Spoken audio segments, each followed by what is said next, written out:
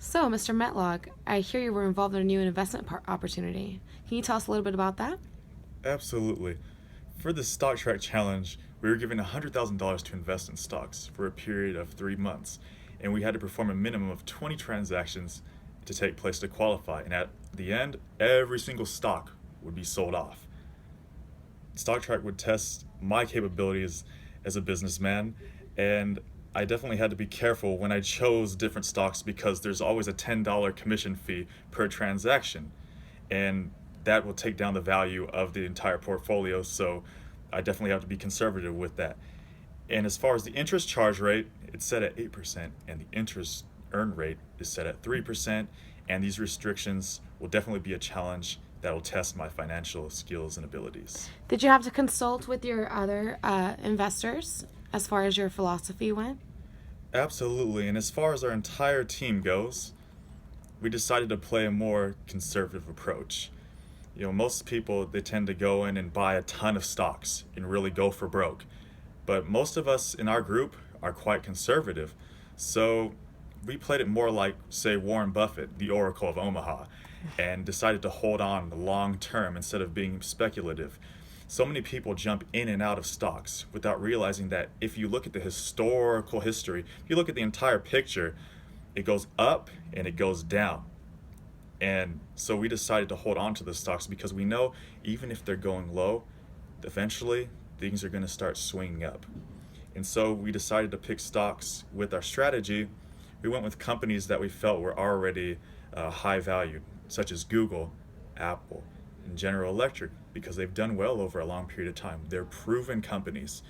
And we knew that each company was a top company, and we decided not to dive too deeply into running a whole ton of calculations like a lot of other people might, because we don't want to create the fear of decision paralysis. That's not only in it doesn't only deal with people in finance, but every other aspect of life. Speculation and calculation are pertinent parts of the overall stock market, but the micromanaging of stocks must be counterbalanced with looking at the macro, the big picture, dealing with historical trends. And as we got deeper into the challenge, we decided to stay course and refused to change our overall strategy as time went on. Of course, there are a myriad of ways to invest, but we wouldn't want to change the strategy much when we reflect back on this. We could have become more trigger happy and purchased more stocks, but that would require a lot more knowledge of each and every single industry. And although I am an investor myself, I don't know every industry, and nobody can pretend to. So we're going to be blind to all kinds of possible errors. And to be engaged in the challenge is one thing, but risking financial suicide is another.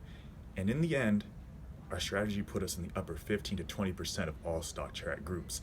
Not necessarily elite in the bunch, but we finished above the vast majority of students.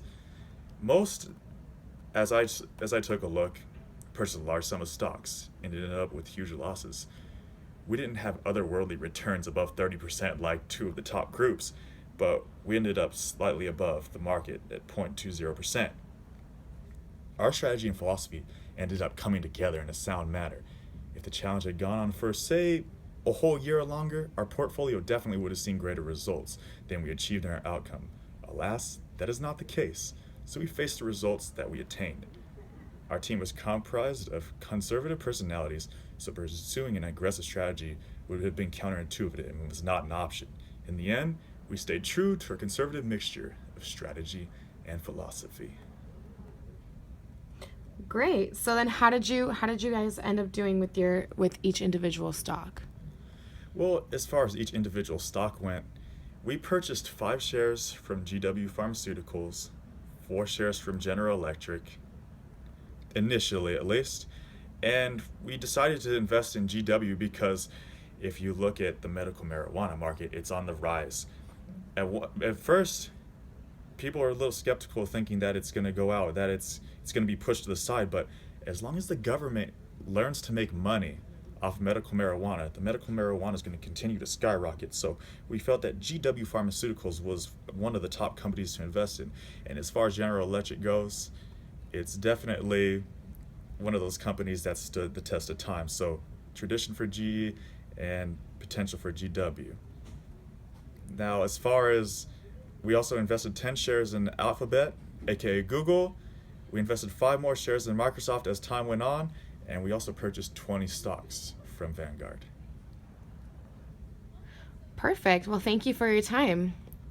Thank you very much. I appreciate the interview, and hopefully you enjoy the challenge as well as you take it on. Yeah, you're gonna have to write a book on it. Absolutely.